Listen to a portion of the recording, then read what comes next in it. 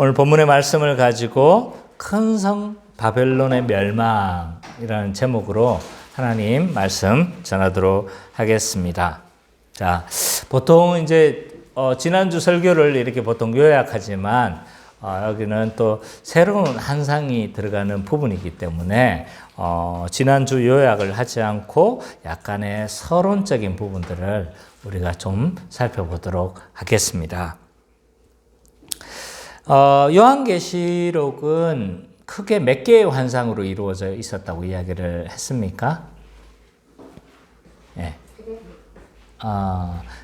4개죠, 4개. 7 교회 환상. 또, 또 길게는 4장에서 16장까지가 7 심판 시리즈, 3개의 심판 시리즈가 있죠, 그죠? 그래서 그걸 4장서 보기도 하고 6장서 보기도 하고 이렇게 되어지는데 어쨌든 두 번째 한상이 7 심판 시리즈죠. 그 다음에 오늘부터 17장부터 20장까지가 큰 성 바벨론 멸망에 대한 환상이죠, 그죠? 그래서 큰 성 바벨론 그래서 세 번째 큰 환상 덩어리라고 좀 할 수 있습니다. 그리고 21장, 22장이 뭐예요? 새하늘과 새 땅에 대한 환상. 그래서 요한계시록은 크게 4개의 환상으로 이루어져 있다. 제가 여러 번 이제 반복을 했습니다. 그죠? 요 정도는 이제 우리가 외우고 이해를 하고 있어야 됩니다. 자, 본문부터 시작해서 20장까지는 요한계시록의 세 번째 환상이 이제 시작된다고 할 수 있는 거죠. 그죠? 그래서 이 세 번째 환상의 주요 내용이 뭘까요? 그래서 큰 성 바벨론의 심판. 그래요. 큰 성 바벨론의 심판인데, 물론 악의 세력이 최후의 심판받고 멸망받는 모습이 잘 보여주고 있습니다. 그래서 어떨 때는 묵시적 은으로 이 큰 성 바벨론이 멸망되어지는 것을 보여주고, 어떨 때는 선지적인 언어로 이렇게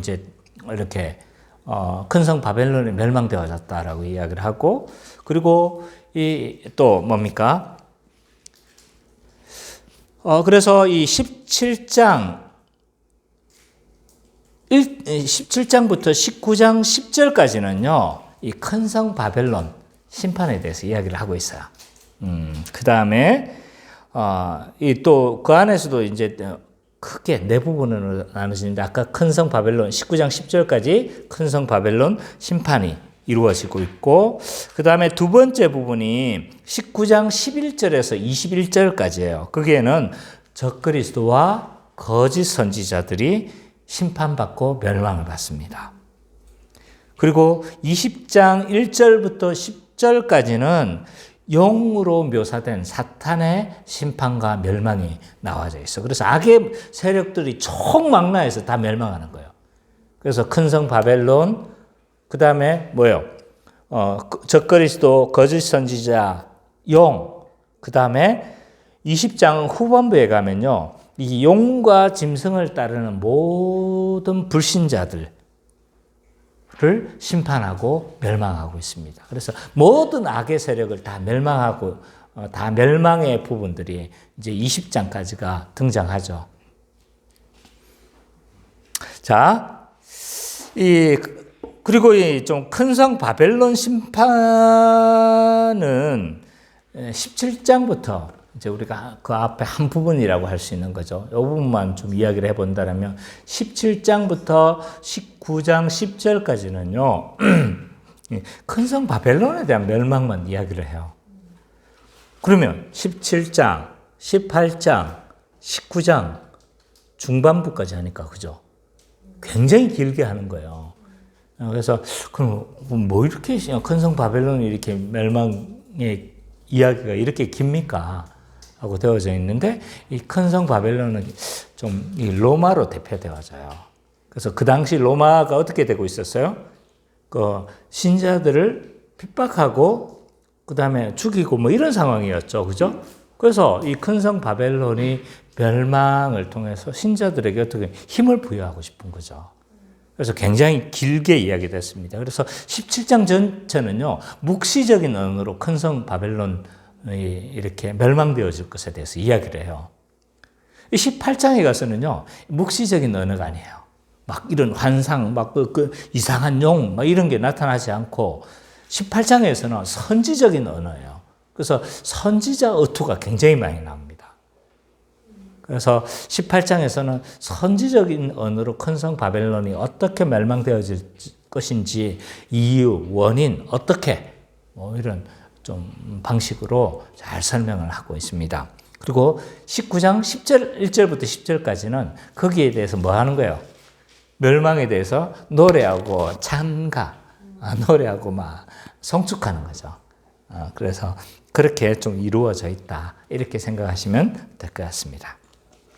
자, 오늘은 17장 전체를 우리가 좀 살펴볼 겁니다. 그래서 이 17장 전체에서 바벨론 멸망에 대한 이것을 일반적 묘사다. 그 다음에 18장은 자세한 묘사다. 이렇게 많이 이야기를 합니다. 그래서 묵시적인 언어로 일반적으로 묘사를 하고 있는 거죠. 그래서 어떻게 이 큰 성 바벨론이 멸망할 것인지에 대해서 우리가 좀 한번 살펴봤으면 좋겠는데요. 17장 1절부터 6절까지는 이 한 음녀를 소개를 하고 있어요. 음녀가 막 길게 좀 설명하고 있죠. 우리 선미자매가 한번 좀 읽어 주시겠습니까? 또 일곱 대접을 가진 일곱 천사 중 하나가 와서 내게 말하여주되 이리로 오라. 많은 무리 앉은 큰 음녀가 받을 심판을 내게 보이리라. 땅의 임금들도 그와 더불어 음행하였고 땅에 사는 자들도 그 음행의 포도주에 취하였다 하고 곧 성령으로 나를 데리고 광야로 가니라. 내가 보니 여자가 붉은빛 짐승을 탔는데 그 짐승의 몸에 하나님의 모독하는 이름들이 가득하고 일곱 머리와 열 뿔이 있으며 그 여자는 자줏빛과 붉은빛 옷을 입고 금과 보석과 진주로 꾸미고 손에 금잔을 가졌는데 가증한 물건과 그의 은행에 더러운 것들이 가득하더라. 그의 이마에 이름이 기록되었으니 비밀이라. 큰 바벨론이라. 땅의 영녀들과 가증한 것들이 어미라 하였더라. 또 내가 보매 이 여자가 성도들의 피와 예수의 증인들의 피에 취한지라. 내가 그 여자를 보고 놀랍게 여기고 크게 놀랍게 여기니. 거기까지만. 이 염려에 대해서 이렇게 이제 묘사를 하고 있습니다. 1절부터 6절까지 보면. 그래서 어떻게 묘사하고 있나 보면 1절에 보니까 이 염려는 어디 위에 앉아 있어요? 많은 물 위에, 그죠? 앉아 있었죠. 그죠? 그 다음에 2절을 보니까 땅의 임금들, 그리고 땅에 사는 자들과 뭘 하고 있습니까? 음행을 하고 있죠. 그 다음에 3절에는요. 머리가 7이고 뿔이 10개인 붉은 짐승을 지금 타고 있습니다. 그죠? 그리고 4절에는 온갖 사치품으로 치장했고 또 음행에 들어온 것으로 가득한 금잔을 가지고 있었어요. 그리고 5절에는요. 음녀의 이름이 비밀이라 해놓고 딱 밝혀요. 그죠? 그게 큰 바벨론이라 적혀져 있어요. 그죠? 6절에 보니까 이 음녀는 성도들과 증인들의 피에 취해 있었다. 그러니까 이게 아주 그래서 많은 사람들의 죽였다라는 것들도 이제 드러나고 있는 거죠. 언뜻 읽어보면 이 여인이 도대체 누구이고 또 무엇을 상징하는 것을 일반 사람처럼 보이지는 않죠. 그죠? 뭔가를 상징한다는 것을 우리는 알 수가 있습니다. 근데 이게 뭘 상징하는지, 어떤 것을 대표하고 있는지 잘 드러나지가 않습니다. 이 음녀가 누굴까요? 자, 이 본문을 좀 자세히 읽어보면요. 이 음녀가 어떤 존재인지 좀 자세히 드러나고 있어요. 짐작이 가능합니다. 먼저 15절을 한번 볼까요? 15절 성민이가 한번 좀 읽어주세요. 또 천사가 내게 말하되 내가 본 바 음녀가 앉아 있는 물은 백성과 무리와 열국과 방언들이니라. 자, 이 15절에 보니까 음녀가 앉은 물은 누구를 상징하고 있대요? 백성과 무리와 열방과 방언들이래요. 그러니까 많은 물 위에 그냥 물 위에 앉아 있는 게 아니라는 걸 알 수가 있어요. 그 물도 뭔 거예요? 상징적인 거예요, 지금. 그래서 그 상징적인 건데 그걸 지금 요한은 해석해 주고 있어요. 그게 뭐예요? 백성과 무리와 열국과 방언들 위에. 그래서 이 음녀의 영향력이 세계적이라는 거예요. 지대한 영향을 끼치고 있다는 거예요. 그래서 음녀가 앉아 있는 무리, 백성과 무리와 열국과 방언이라면 이제 뭐 한번 생각해 보세요. 음녀가 이 모든 열방들을 다 깔고 앉아 있어. 그러면 이건 뭐예요? 이거는 한마디로 말해서 내 손 안에 있어. 그래서 모든 지금 뭐 하고 있는 거예요? 지대한 영향력을 끼치고 있다는 거예요. 그것을 우리가 이제 짐작할 수가 있습니다.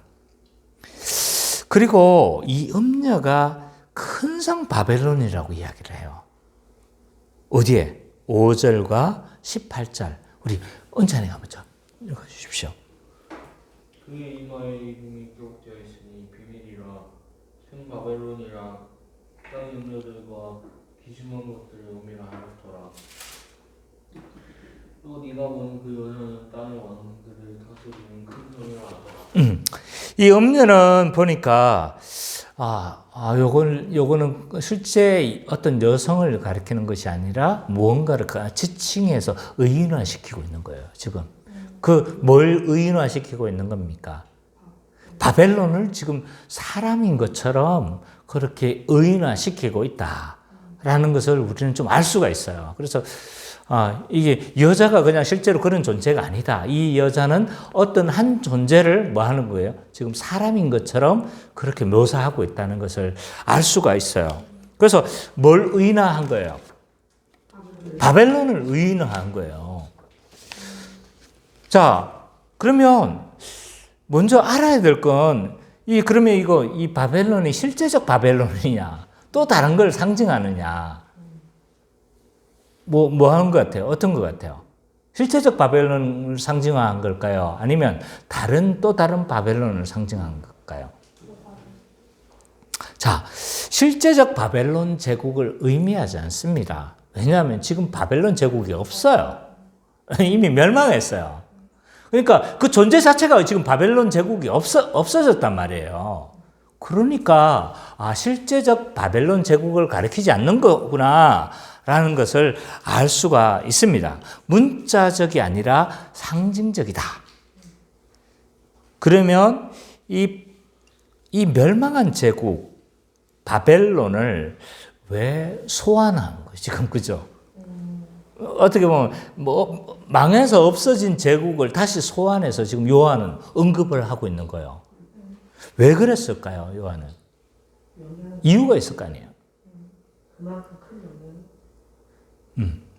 자, 크게 두 가지로 생각할 수 있어요. 하나는 먼저 이 큰 성 바벨론은요, 새 예루살렘인 교회와 대조하려고 하는 의도가 있어요. 멸망받는 곳이 어디예요?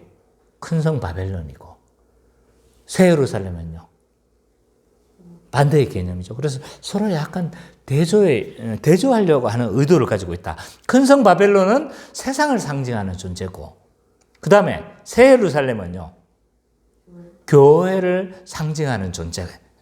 그래서 서로 좀 대조적으로 서로를 대조를 시켜가면서 지금 대조하려고 하는 의도가 강하다.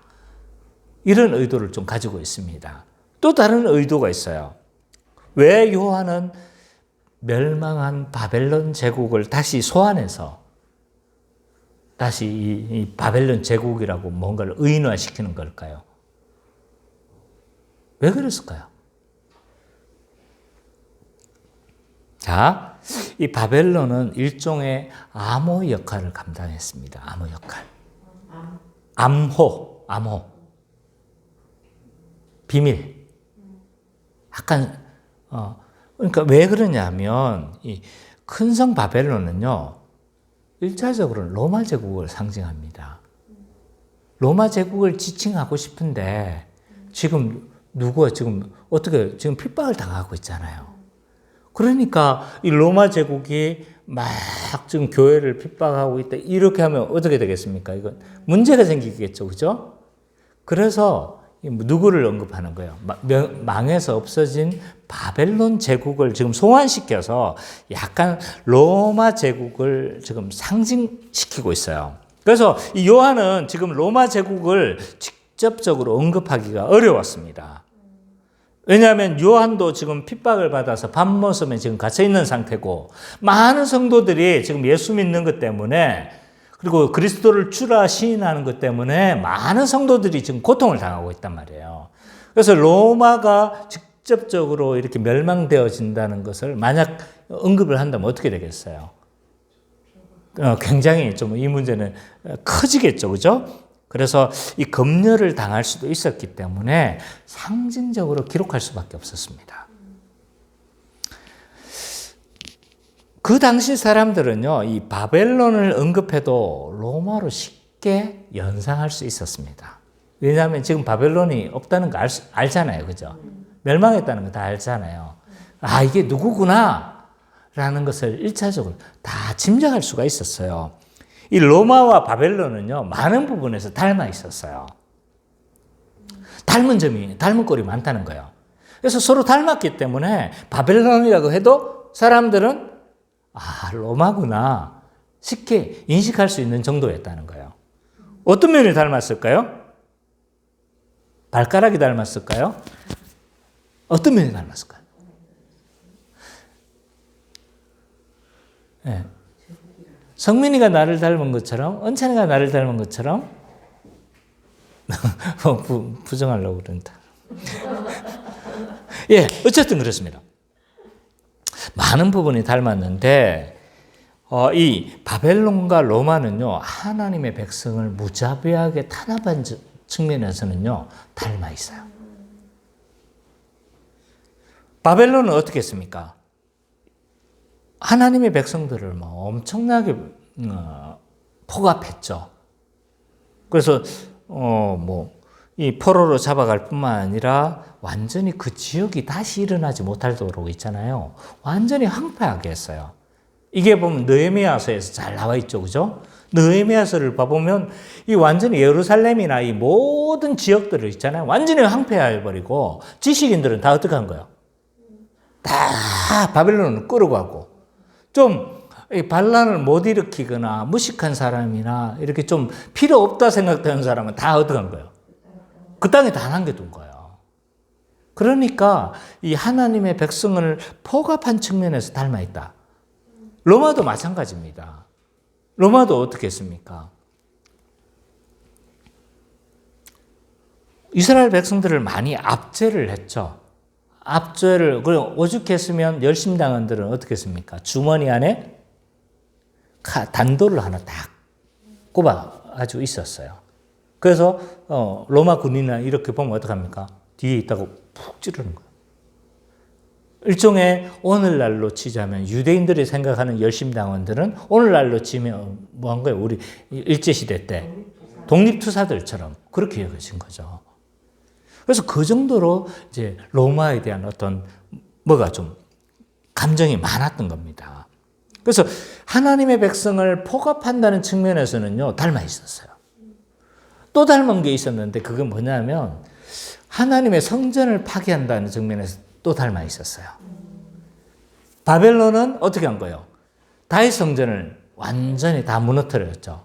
로마는요, AD 70년에 헤롯 성전을 완전히 지금 다 무너진 상태였죠. 그죠? 그러니까 성전을 무너뜨렸다는 측면에서도 닮아 있는 거예요. 그래서 이런 닮은 점이 많으니까 어떻게 합니까? 바벨론을 언급했지만 사람들은 누구같이 찰떡같이 알아먹었다? 로마구나 라는 걸 찰떡같이 알아먹은 거예요. 뿐만 아니라 요한은요, 이 음녀가 못 알아먹을까 봐 이 로마라는 걸 좀 암시해놨어요. 어디에 암시를 해놨을까요? 9절 한번 봅시다. 한번 같이 읽어보죠. 시작.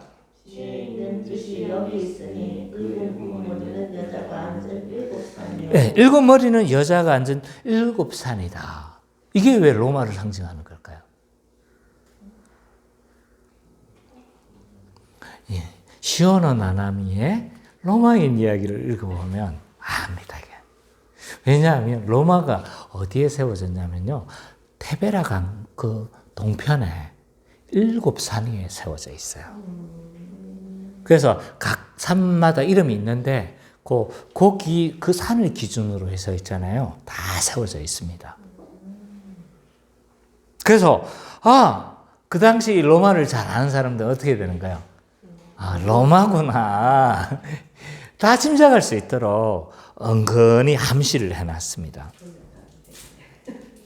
그래서 이 음녀와 로마가 깊은 관계에 있구나라는 것을 짐작할 수 있도록 이렇게 해놓은 거죠. 자, 그래서 왜 이 큰 성 바벨론이 지금 어디를 지칭하는지는 알겠죠. 1차적으로는 지금 누구를 지칭한다? 로마를 지칭하고 있다라는 걸 알 수가 있습니다.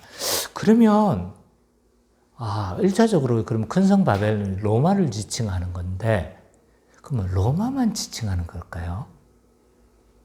어때요? 예, 이 로마만 상징하는가? 그렇지 않은 것 같아요. 7절부터 11절을 우리 성민이가 좀 빨리 읽어주세요. 천사가 이르되 왜 놀랍게 여기느냐 내가 여자와 그가 탄 붉은 머리와 열 뿔을 가진 짐승의 비밀을 내게 이르리라. 내가 본 짐승은 전에 있었다가 지금은 없으나 장차 무저갱으로부터 올라와 멸망으로 들어가 있자니 땅에 사는 자들로서 창세 이후로 그 이름을 생명책에 기록되지 못한 자들이 이전에 있었다가 지금은 없으나 장차 나올 짐승을 보고 놀랍게 여기리라. 지혜 있는 뜻이 여기 있으니 그 일곱 머리는 여자가 앉은 일곱 산이요 또 일곱 왕이라. 다섯은 망하였고 하나는 있고 다른 하나는 아직 이르지 아니하였으나 이르면 반드시 잠시 동안 머무르리라. 전에 있었다가 지금 없어진 짐승은 여덟째 왕이니 일곱 중에 속한 자라. 그가 멸망으로 들어가리라. 자, 7절 이후에 보면 여자가 탄 일곱 머리와 열 뿔 가진 짐승에 대해서 이렇게 좀 해석을 해주고 있어요. 그죠? 아까 일곱 머리는 누구를 상징한다고 했습니까? 그 여자가 앉은 일곱 산이었으니까 그 누구였어요? 로마를 상징했잖아요. 그죠? 로마를 상징한다고 해놓고 이 일곱 머리는 또 다른 것을 상징한다고 이야기를 해요. 또 일곱 왕을 상징하기도 한다라고 이야기를 해요. 9절 한번 읽어봅시다. 다시 시작. 지혜 있는 뜻이 여기 있으니 그 일곱 머리는 여자가 앉은 일곱 산이요. 또 10절에 보니까 일곱 왕이라. 공동번역에는 이렇게 돼 있어요. 이제는 지혜로운 이해력이 필요하다. 일곱 머리는 그 여자가 타고 앉은 일곱 언덕이며 또 일곱 왕을 가리키기도 한다. 네, 로마를 지칭하기도 하지만 이 일곱 왕이 누군지는 모르지만 일곱 왕을 가리키기도 한다라고 이야기를 하는 거예요. 무슨 말인지 알겠죠? 자, 이 일곱 왕이 그럼 누군지를 알아야 이 문제가 이제 해석이 되어지는 거예요. 그죠? 일곱 왕은 뭘까요? 일곱 왕은 이 해석하는 데 있어서 이 일곱 왕을 해석하는 데 있어서 해석이 굉장히 다양해요. 자, 크게 세 부류로 이야기를 할 수 있어요. 이 일곱 왕은 로마 황제로 해석하는 사람들이 있습니다. 로마 황제로. 그래서 일곱 왕이 지금 넷은 죽었고 하나는 지금 있고 하나는 그래서 이 왕들은 지금 어느 왕들이고 어느 왕들이다 이렇게 실제적으로 로마의 황제로 해석하는 사람들이 있는 거죠. 이 해석은 논란이 많습니다. 이 안에서도 또 굉장히 많은 분파가 갈리는 거예요. 왜냐하면 로마 황제를 누구로부터 시작해야 되나 이 문제부터 문제가 생겨요. 왕이니까 황제일 거 아니에요. 그죠? 집정관은 아니란 말이에요. 황제를 누구로 먼저 그러면 첫째 황제로 삼아야 되냐? 어떤 사람은 시저다 라고 생각하는 거예요. 왜냐하면 시저가 이 왕을 세운 어떻게 보면 직접적인 왕정을 토대를 놓은 사람이라고 할 수 있으니까. 왜냐하면 이 시저는요, 굉장히 공화정 때문에 굉장히 피를 많이 본 사람이에요. 여러 가지 이게, 지금 땅이 커지고 이러니까 빨리빨리 결정을 해야 되는데, 공화당에서만 계속 지금 막 싸우고 난린 거예요. 결정이 안 되는 거예요. 그래서 뭘 하고 싶어도 안 돼. 그래서 공화정을 점점 어떻게 한 거예요? 지금 원로는 계속 힘을 빼버린 거예요. 빼버리고, 결국은 이제 왕권을 완전히 확 잡아놓은 사람인 거죠. 그래서 이 시저로 봐야 되냐? 근데 실제적으로 또 이 시저가 그러면 황제인가? 왕인가? 아닌 거예요, 또요. 형식상으로는 집정관이에요. 평생 집정관. 원래 1년만 집정관을 하거든요. 근데 시저는 평생 집정관을 했어요. 집정관을 했어요. 죽을 때까지. 그러니까 이게 왕으로 보기도 또 힘든 거예요. 그래서 실제적 왕이었던 아우구스투스로 보는 사람도 있어요. 그 양아들. 아우구스투스로 그 황제로 보자라고 주장하는 사람들도 있는 거죠. 왜냐하면 실제적으로 왕정을 시작한 사람이니까. 이러면 또 끝나야 되는데 아니다. 왕은 그 사람은 아니다. 왕의 시작은 칼리큘라로 봐야 된다. 칼리큘라 들어봤죠? 이 칼리큘라는 왜냐하면 실제적으로 황제 숭배를 시작한 사람이거든요. 그러니까 황제 숭배를 처음으로 시작한 사람이 완전히 신격화한 사람이 이 사람이기 때문에 이 칼리큘라로 봐야 된다. 어떻게 해야 돼요? 누구로 시작해야 돼요?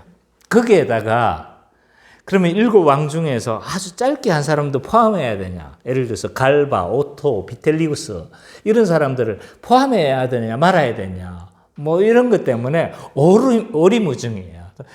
굉장히 의견들이 많아가지고 요거는 사실은 잘 받아들여지지가 않습니다. 이 어떤 사람은요, 왕이라고 했는데 왕이 아니다. 로마 황제가 아니고 세계 제국이다. 제국을 상징한다는 거예요. 그래서 앞에 망한 제국은 이집트, 아수르, 바벨론, 페르시아, 그리스까지 망한 제국이고 지금은 있는 제국은 뭡니까? 로마 제국이고 앞으로 등장하게 될 제국을 상징하고 있다. 라고 이렇게 말하는 사람들이 있어요. 좀 그럴듯하죠. 마지막 세 번째.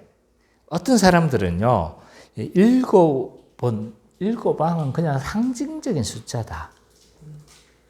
그렇게 이해하는 사람들도 있어요. 가장 적당하다고 저는 봐요. 로마 제국부터 세상 종말까지 로마와 같은 하나님을 대적하는 왕국들 또는 제국들, 세력들, 뭐 이렇게 봐도 될 것 같아요. 정치적 세력들. 왜 이렇게 봐야 되는가? 이 음료와 바벨론은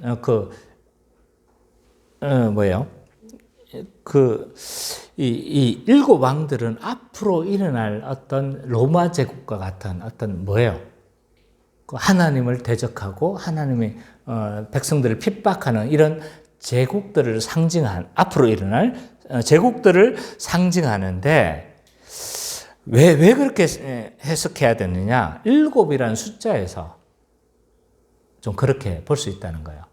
앞에서 7은 뭘 상징했습니까? 완전수를 상징했죠. 그래서 7교회는요, 7교회만 해당되는 거였어요? 모든 교회에 해당되는 메시지였죠. 그죠? 그러면 7심판은요? 그게 실제적인 어떤 그거였습니까? 그게 아니었죠. 그죠? 하나님을 대적하는 불신세계에 대한 모든 심판을 상징했죠. 그죠? 그러면 이건 7왕은요. 완전수로서 역사를 통틀어서 반기독교적인 제국이라든지 모든 세력을 상징하고 있다. 라고 이렇게 볼 수도 있는 것 같아요. 그래서 저는 이제 상징적인 숫자로 보는 겁니다. 그러니까 실제적으로 제국으로 보는 사람들도 많이 있는 것 같아요.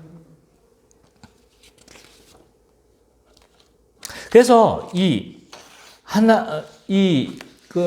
큰 성 바벨론은요, 1차적으로는 로마를 상징하기도 하지만 또 앞으로 일어나게 될 하나님을 대적하고 하나님을 핍박하는 모든 세력들이나 정치, 국가, 뭐 이런 모든 세력들을 큰 성 바벨론이라고 할 수 있는 거겠죠. 그죠?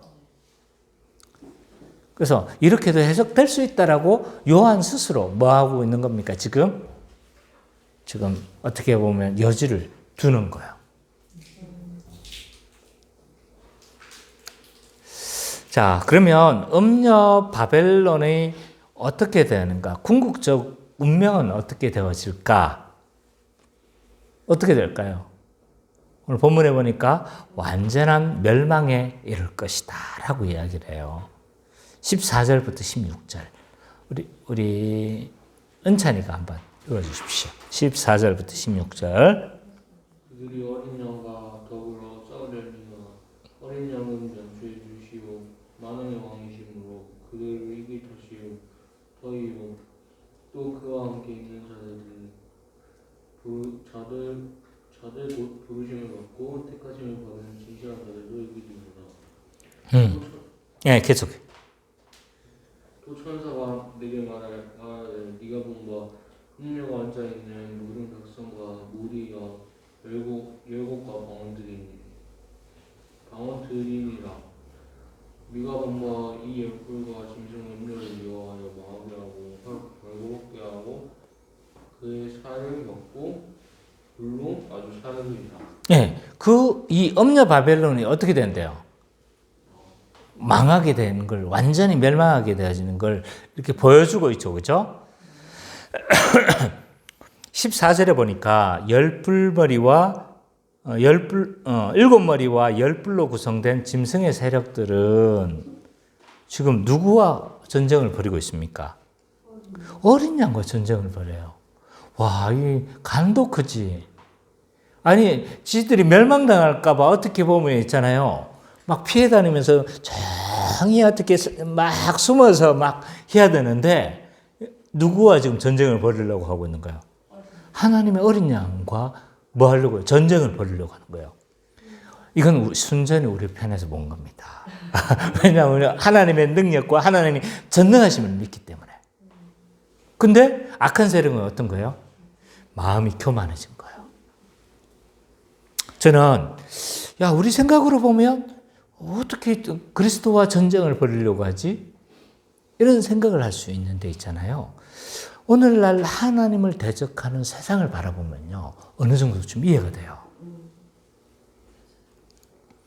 인류의 과학기술은요, 어마어마한 진보를 보이고 있습니다. 최근 100년 동안 일어나는 변화들은요, 사실 우리가 인지를 못해서 그렇지, 최근 100년 동안 일어난 변화는 역사 가운데 한 2000년 동안 이뤄왔던 변화보다 더 큰 변화가 일어나고 있어요. 한 10년만 돼도 우리가 어떻습니까? 신석기 시대에서 온 느낌이에요. 10년만 우리가 아무것도 안 하고 어디 산속에 있다든지 아니면 그럴 리가 없지만 교도소 들어갔다가 딱 나오면 어떻게 되겠어요? 세상이 이렇게 바뀌었어? 한 2년만 갔다 와 보세요. 저도 2년만 갔다 오니까요, 막 세상이 변해 있어. 막 없었던 아파트가 생기고 막 난리였어요. 그러니까 어마어마하게 세상은 변하는 거예요. 우리는 잘 인지를 못해서 그렇지. 우리 어렸을 적에 어떤 이야기를 했냐면, 키트 같은 차가 나올까? 키트가 어떤 차예요? 당신하고 나하고 아는구나. 전격 제트 작전에 나오는 그 자율주행차. 옛날 외화 드라마. 네. 그래서 시계로 키트 빨리 와 이러면 막 그 차가 왱 하면서 와가지고 막 쫙 옆에 섰거든요. 그래서 그거 보면서 저런 세상이 과연 오겠나라는 생각했는데 제가 보니까 멀지 않았어요. 이건 충분히 지금 기술로도 가능합니다. 그리고 상상했잖아요. 야, 이거 영상을 보면서 통화할 수 있을까? 이런 생각했는데 그것이 실현된 건 지금 뭐 오래전이에요. 그죠? 그래서 지금은 잘 사용 안 하죠. 사용 안 하는 이유는 뭐예요? 꾀죄죄한 얼굴이 지금 다 드러날까 봐 사용 안 한단 말이에요. 그죠? 그만큼 지금 기술이 발전해 있습니다. 인류가 발전하니까요. 하나님의 권위에 인류는 도전하지 않나라는 생각이 들어요. 기독교가 아무것도 아닌 양, 그냥 미신을 믿고 있는 어떤 그런 단체들로만 생각을 하고 있고, 그리고 과학기술이 발전하니까 생명도 유전자 조작을 통해서 뭔가가 이렇게 막 생명까지 조작하려고 하는 하나님의 영역이라고 여겨졌던 생명까지도 조작하려고 하는 이런 시대를 우리는 살고 있습니다. 그래서 오늘 본문에 보니까 하나님을 대적했던 이 음녀와 이 짐승들은 어떻게 한 거예요? 하나님을 세력을 모아서 어린 양과 싸우려고 한다는 이거는요, 저는 좀 우리 생각에서 왜 그러지이지 사실은 세상으로 봐서는 충분히 가능한 이야기라고 저는 보여집니다. 근데 이들이 질 수밖에 없대요. 원인에 대해서 요한은 언급하고 있어요. 어린 양은 만왕의 왕이요 만주의 주이시기에 이긴다라고 그렇게 말씀하고 있습니다. 믿습니까? 안 믿는 것 같아요. 만주의 주이시기 때문에 이 세상에 이런 것들은 하찮게 여겨진다는 거예요. 세상에 이런 도전들은.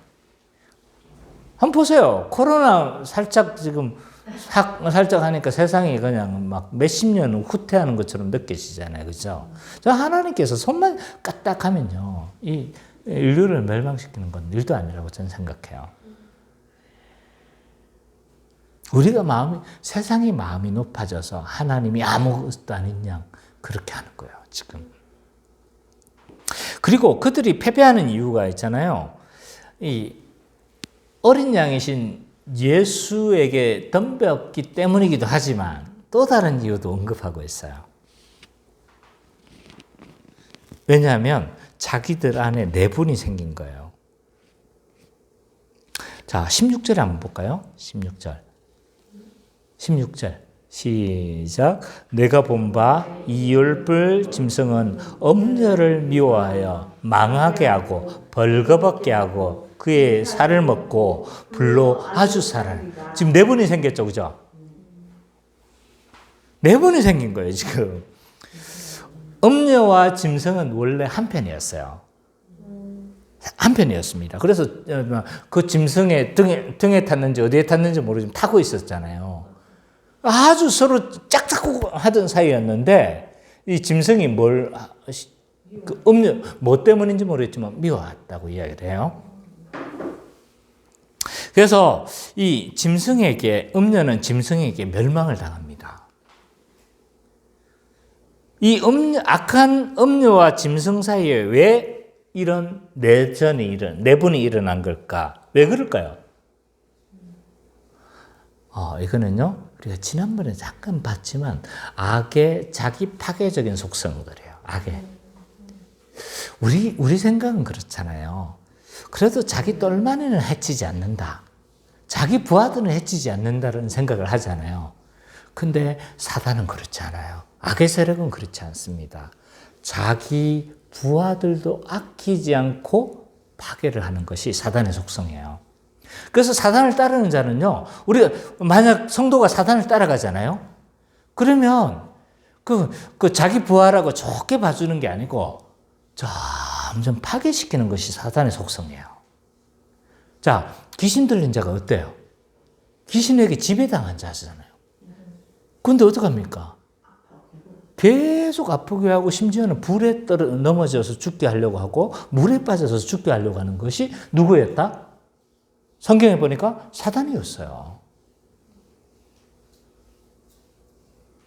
그래서 악의 세력은요, 자기를 따르는 자를 챙기는 것이 아니라 자기를 따르는 자를 어떻게 하는 거예요? 괴롭히고 미워하고 죽이는 것이 성경의 일관된 정언입니다. 그래서 귀신 따라가지 마세요. 사람 따라 그럴 수도 없지만 결국은 망하는 길이 그 길인 거예요. 그래서 이런 자기 파괴적인 속성으로 어떻게 합니까?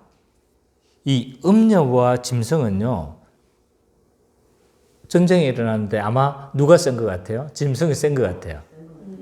그래서 어떻게 했습니까? 완전히 멸망을 시키죠. 자기 파괴적인 속성으로 어떻게 멸망시킵니까? 짐승이 음녀를 미워하여 망하게 했는데 어떻게 망하게 했어요? 처음에는 미워했어요. 그러다가 망하게 하고 벌거벗게 하고 그 살을 먹고 불러살랐대요. 점점 점청되고 있죠. 그죠? 이 미워함이 점청되고 있어요. 점점 이 강도가 강화되고 있는 것을 보여주고 있습니다. 그래서 이 짐승은요, 이 큰 성 바벨론을 파괴시켜 버리는 거죠. 근데 이게요, 17절에 보니까 이것 또한 하나님의 주권적 섭리 아래 있다는 걸 말해주고 있어요. 17절 한번 읽어봅시다. 시작. 이는 하나님이 자기 뜻대로 할 마음을 그들에게 주사 한 뜻을 이루게 하시고 그들의 나라를 그 짐승에게 주게 하시되 하나님의 말씀이 임하기까지 하심이라. 17절에 보니까 이 모든 것이 누구의 뜻 안에서 이루어지는 것이래요? 그렇게 서로 내분이 일어나는 것마저도 하나님의 손 안에 있다는 것들을, 하나님의 어떤 주권적 섭리 아래 있다는 것을 말해주고 있는 거예요. 그래서 사단도 누구의 사단이다? 하나님의 마귀다. 하나님의 사탄이다. 하나님의 손 안에 있는 거예요. 그래서 이런 음녀 바벨론은요, 어린 양에 의해서 또 악의 자기 파괴적인 속성으로 인해서 멸망되어질 거다. 망하게 되어질 거다. 라고 그렇게 성경은 이야기를 하고 있는 거죠. 지금까지 이제 큰 성 바벨론의 어떤 일반적 멸망의 일반적 묘사에 대해서 우리가 살펴봤습니다. 그래서 본문 전체를 통해서 이 핵심 메시지는 무엇이냐라고 했었을 때 그리스도께서는 어떻게 하는 거예요? 교회를 대적하는 악한 세력들 가로치고 짐승, 음녀를 이기시고 반드시 그들을 멸망시킬 것이다. 이것이 오늘 전체 17장의 핵심 메시지예요. 하나님은요, 반드시 그 음녀와 짐승을 반드시 멸망시킬 거라는 거예요. 큰 성 바벨론인 음녀와 짐승의 세력을 보면요, 놀랄 수밖에 없어요. 어마어마한 거예요. 사실은 지난주도 잠깐 이야기했지만 그리스도께서 이 사단의 세력을 완전히 무너뜨렸지만 그 세력은 여전히 우리 신자를 넘어뜨리기에는 굉장히 효율적이에요. 그래서 뭐라고 이야기를 하고 있습니까? 보니까 이 악한 세력들을 우리가 바라보면 그들의 어떤 효율성, 그리고 그들의 강함, 그들의 여러 가지들을 보면 놀랄 수밖에 없다. 5절, 8절. 우리 선미자매가 좀 읽어주십시오. 그 이마에 이름이 기록되었을 때 비밀이라 큰 바벨론이라 땅의 음녀들과 가져한 것들의 엄밀하 하였더라. 내가 본 짐승은 전에 있었. 5절, 8절 맞아요? 네, 5절, 6절, 7절까지 다 읽어주세요. 아니 5절이 내가 그 여자를 보고 놀랍게 여기고 크게 놀랍게 여기니 아닌가요? 내가 잘못 봤나? 그건 8절이에요. 내가 본 짐승은 전에 있었다가 지금 없으나 장차 나올 짐승을 무저로부터 보고 올라와 놀랍게 여기라. 멸망으로 들어갈 자니 땅에 사는 자들로서 창세 이후로 그 이름이 생명책에 기록되지 못한 자들이 이전에 있었다가 지금은 없으나 장차 나올 짐승을 보고 놀랍게 여기리라. 여자를 보고 놀랍게 여기고 크게 놀랍게 여겼다라고 있고 이게 몇 절인지는 모르겠는데요. 내가 5절로 인용을 한 걸로 알고 있는데 다른 절인가 봐요. 그리고 8절에 보니까 장차 나올 짐승을 보고 크게 놀랍게 여기더라. 이렇게 이야기를 하고 있죠. 그죠? 그러니까 이런 악의 세력들을 보면요. 사람들이 목격하며 신자는 악한 세력들을 보고 놀라기도 하지만 8절에 보면 이 짐승의 세력은요. 이 땅에 있는 자들이 놀래요. 땅에 있는 자들이 생명책에 기록하지 못한 자들도 있잖아요. 짐승의 권세를 보고 놀랍니다. 왜냐하면 그 권세의 강력함에 놀랄 수밖에 없어.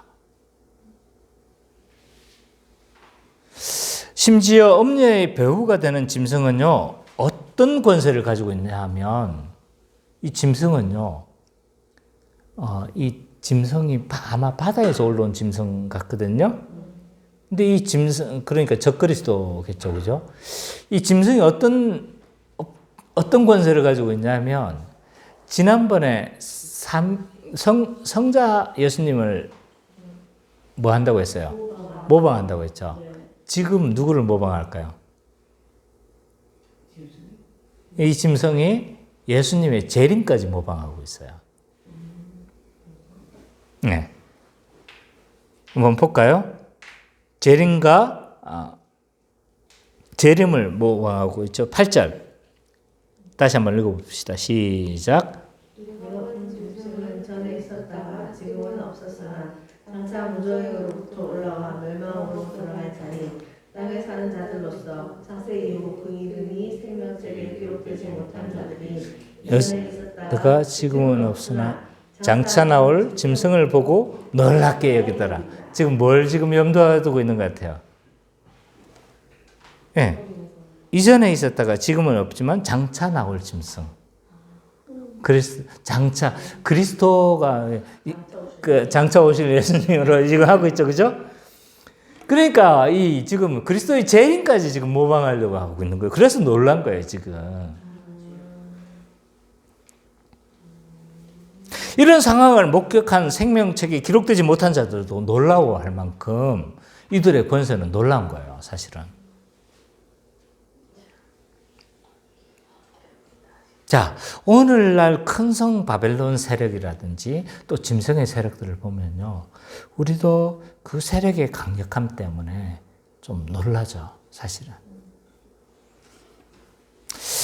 거기에 비해서 교회로서 우리의 모습은요, 세상적으로 볼 때 너무 초라해 보입니다. 뭐, 우리 교회만 해도 보십시오. 지금 몇 명 모여가지고, 조촐하게 예배 드리는 것 같잖아요. 그죠? 그렇다고 제가 뭐 실망하고 그건 아닙니다. 그러나 세상적으로 볼 때는 굉장히 어떻게 보면 초라해 보입니다. 일단 숫자로 와서 너무 소수가 되어지고 있어요. 교회는요. 숫자로서도. 2,000명 이상의 대형 교회가 있잖아요. 중고등부가 20-30명 정도로가 보통이에요, 요즘. 그러면 그 자녀들만 해도 도대체 몇 명인가 생각이 되어지는데 자녀들이 교회를 안 나오는 거예요. 그리고 교회의 구성원들이 지금 다 노년층, 대부분의 많은 교회들이 우리 교회는 지금 젊은 층이에요. 우리가 지금 제일 노년층이야. 근데 대부분의 교회가 지금 있잖아요. 노령화되고 있다는 거예요. 심각한 상황에 지금 처해져 있습니다.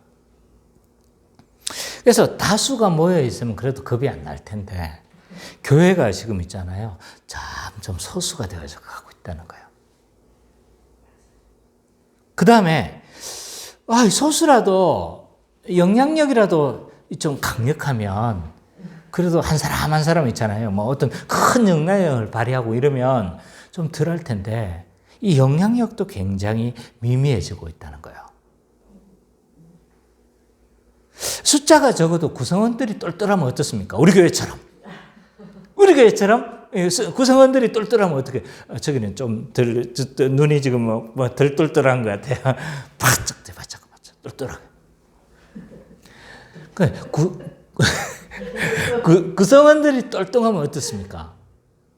그래도 소망이 좀 있잖아요, 그죠? 근데 소망을 바라고 이럴 수가 있는데 구성원들도 지금 똘똘한 것 같지 않아요. 신학적으로는 굉장히 무지해지고 있어요. 사도신경이 어떤 의미를 가지고 있는지도 모를 정도로 지금 심각한 신학적 무지에 지금 처해 있다.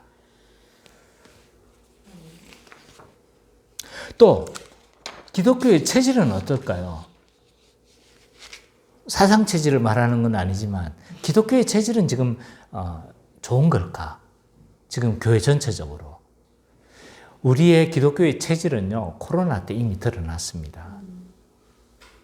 코로나라는 바람이 확 한번 불었는데 어떤 교회는 40%, 많게는 50%, 적게는 1, 20%가 대형 교회들은 지금 다 타격을 입었어요. 자, 이 정도의 타격을 입었다는 건요, 굉장히 교회가 허약 체질이라는 거예요, 지금. 3분의 1이 바람이 불었는데 확 다 날아갔어요. 자, 체질이 좋은 체질인 거예요? 아니면 허약 체질인 거예요, 지금? 허약 체질인 거예요. 다 드러난 거예요, 지금. 기독교의 세속화도 지금 심각한 상황입니다. 제가 지난주에 잠깐 설교를 했지만 개인주의도 심각하고 배금주의도 심각하고 만모니즘도 심각합니다, 지금. 그리고 교회의 정치화도 이건 굉장히 심각한 문제를 저는 안고 있다고 생각해요. 그러면 마지막 보루라고 할 수 있는 목회자는 똘똘한가? 모르겠어요. 똘똘한 많은 목사님들, 이 표현이 좀, 좋은 목사님도 계시지만, 그러나 정말 거짓 선지자 같은 자들이 난무하고 있는 시대를 지금 살고 있는 것 같아요. 교회를 보니까요, 밖은 둘째치고, 교회를 보니까 지금 싸울 준비가 안 됐어. 세상과 지금 싸울 준비가 안 된 거예요, 내가 보기엔. 반대로 이 세상은 지금 어떻습니까? 그 세력이 있잖아요. 그 타락함이 어마어마해서 감당을 못할 것 같아요. 세상은 지금 너무 강력합니다. 악하기로. 착하기로, 그리고 이런 거, 선한 면에서는 어마어마한 게 아니고, 악하기로 어마어마한 거예요, 지금.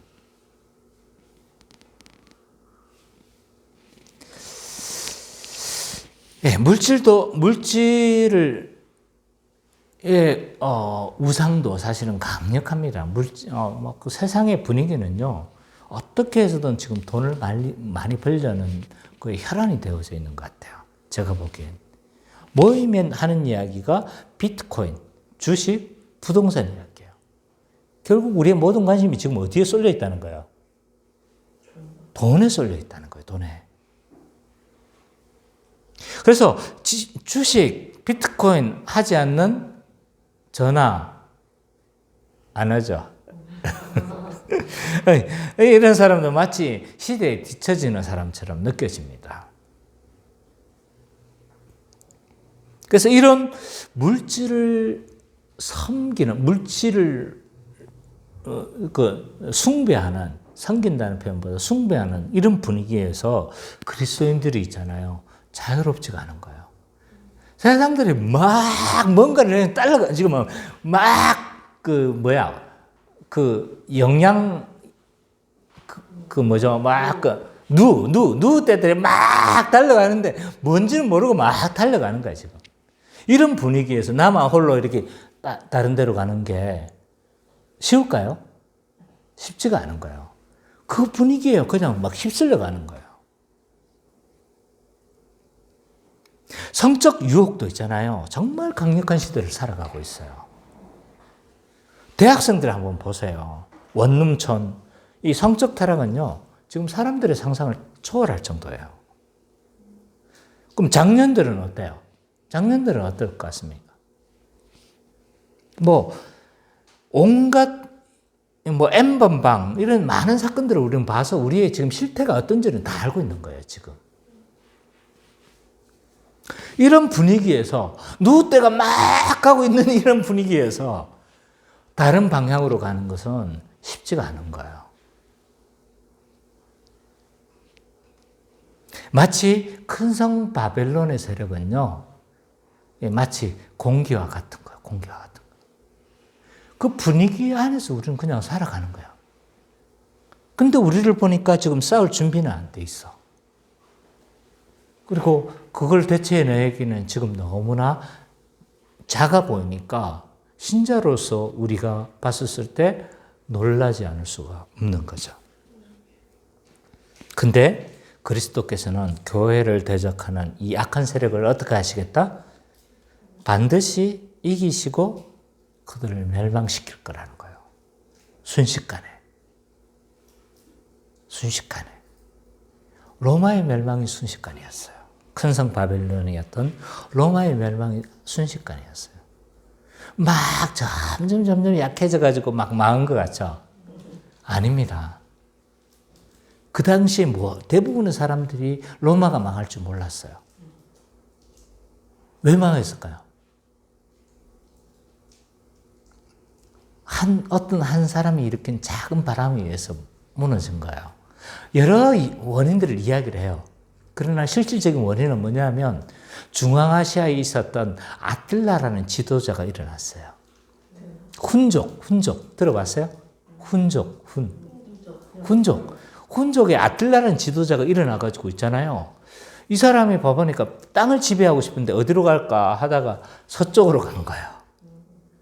유럽 쪽으로 간 거죠. 유럽 쪽으로 가니까 거기에 있었던 게르만족들이 있었어요. 근데 막 쳐들어와가지고 막 계속 공격하니까 어떻게 하는 거예요? 게르만인들이 어떻게 했을까요? 대이동이 일어난 거예요. 게르만족의 대이동 아시죠? 그래서 로마가 망한 겁니다. 순식간에 일어난 거예요.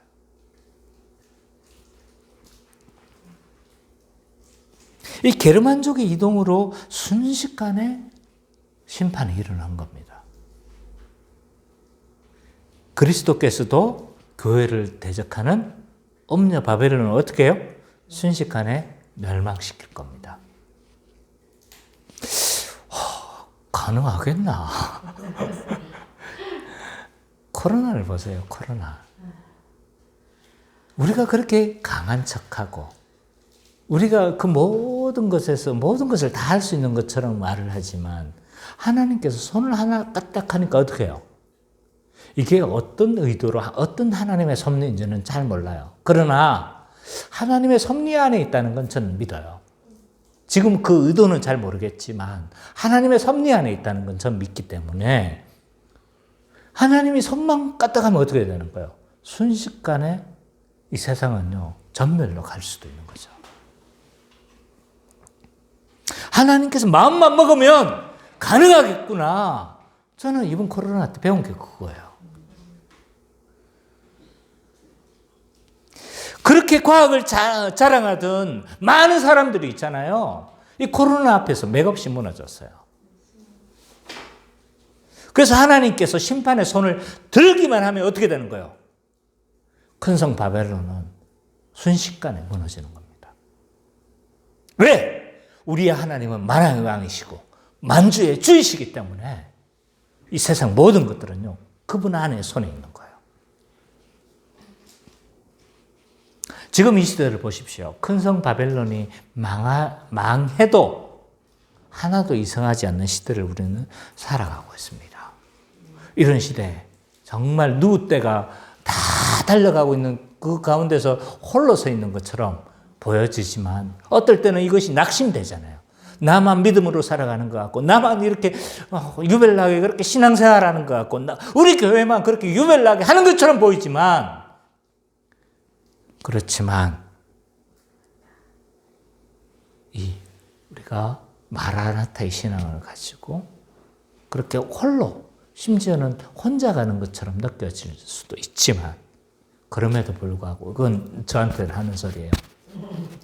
그런 것처럼 느껴지기도 하지만 정말 믿음으로 살아가는 견고하게 그리스도를 붙잡는 우리 기쁨의 교회 모든 성도님들 되시기를 간절히 축원합니다. 아멘.